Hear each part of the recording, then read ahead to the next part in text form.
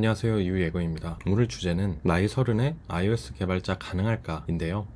인사 담당이자 채용 담당으로 일하던 제가 직접 개발자가 된 이야기를 해볼까 합니다. 제 소개를 좀 하자면 저는 대학교에서 보건환경하고 경제학을 전공했고 졸업하자마자 인사 직무로 사회생활을 시작했습니다. 처음부터 인사를 하고 싶던 건 아니었고요. 저는 제가 무슨 일을 하고 싶은지 사실 몰랐어요. 그래서 4학년 때 전공 무관이던 직무들의 이력서를 막 뿌렸습니다.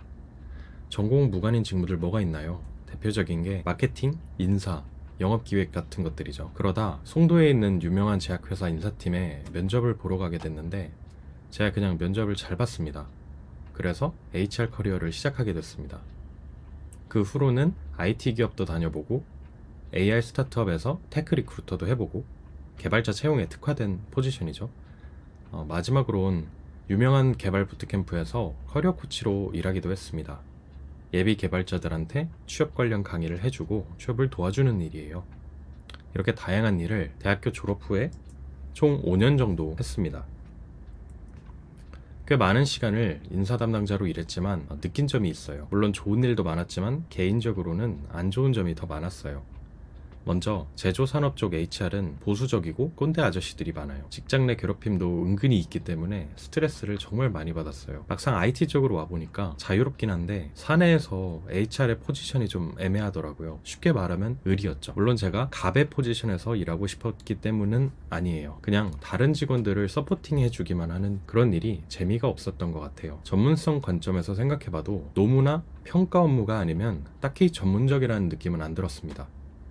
마지막으로 입으로만 일하는 팀장들이나 시니어들이 좀 싫었어요. 몇 년 전부터 넷플릭스발 조직 문화가 유행했죠. 자율과 책임 같은 키워드 들어보셨죠? 이때부터 HR 하는 사람들 중에 실무 능력보다는 말빨로 승부하는 사람들이 좀 많아졌다고 생각해요.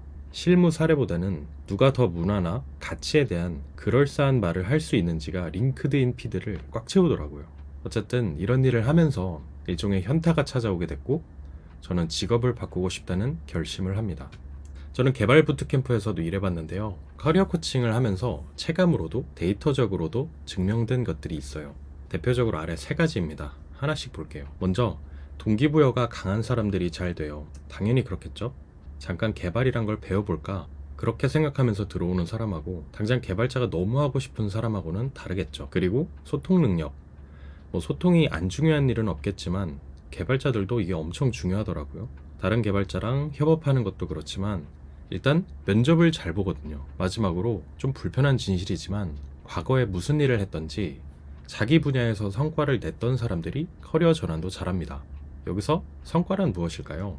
제가 봤을 땐 좋은 대학 출신인 점도 성과고요. 이름만 대면 아는 대기업에 다녔던 경험도 성과라고 볼 수 있습니다. 혹은 대학이나 회사를 안 다녔더라도 예를 들어서 목수, 요리사, 운동선수처럼 특정 분야에서 꽤 성공적인 경험을 했던 사람들이 간혹 있었는데 그분들은 노력하는 법을 알고 있기 때문에 잘 됩니다. 자, 요약하자면 동기부여, 소통, 자기 분야의 성과겠죠. 그리고 저는 인사 업무에 지쳐 있었기 때문에 정말로 다른 일을 하고 싶었어요. 동기부여는 강했습니다. 그리고 인사를 오래 했기 때문에 소통 능력은 자신 있었습니다. 성과, 나름 잘 내왔다고 생각했습니다.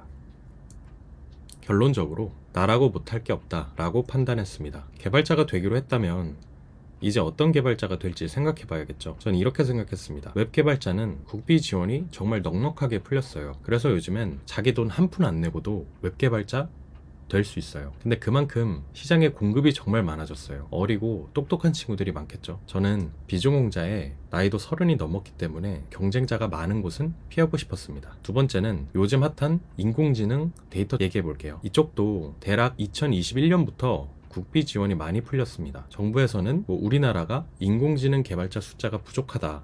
그러니까 공급을 늘리겠다는 건데 부트캠프 출신의 AI 개발자를 늘리는 게 아니라 대학교들의 컴퓨터공학과 입학생을 늘려야 하는 게 맞는 방향이라고 저는 생각해요. 어쨌든 이쪽 분야는 공급이 많다기보다는 시장 수요가 부족해요.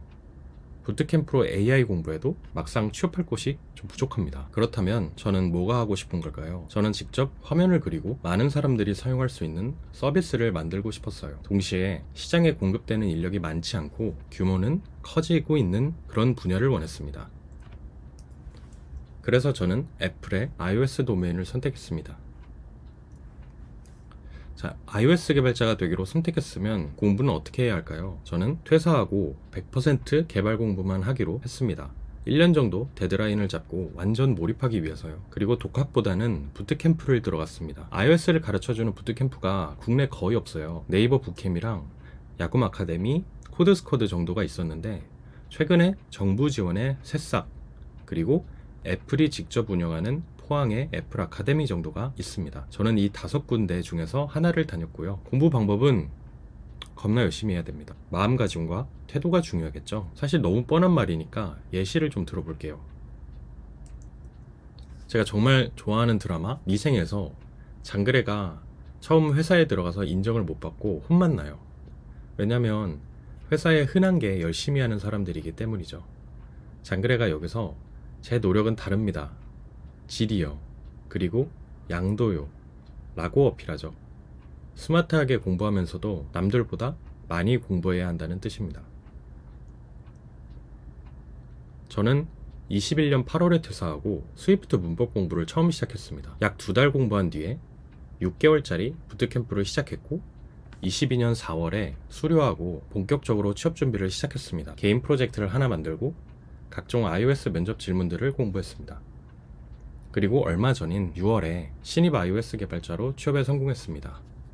전체로 보면 공부 시작하고 약 10개월 만에 취업했어요.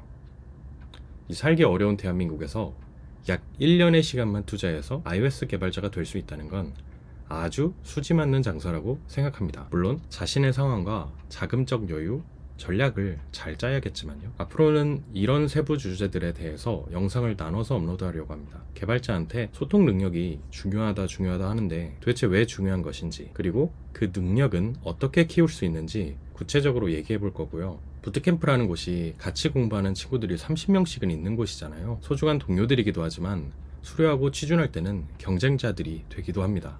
비슷한 부트캠프 수료생들 사이에서 어떻게 하면 차별점을 만들 수 있을까?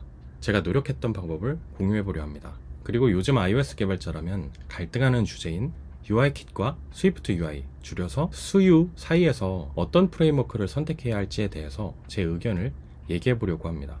참고로 저는 수유로 취업했고요. 요즘 IT 기업들이 수유에 대해 어떻게 생각하고 있는지도 정리해보겠습니다. 관심이 간다면 구독해주시면 감사하겠습니다. 그럼 다음 영상에서 뵐게요.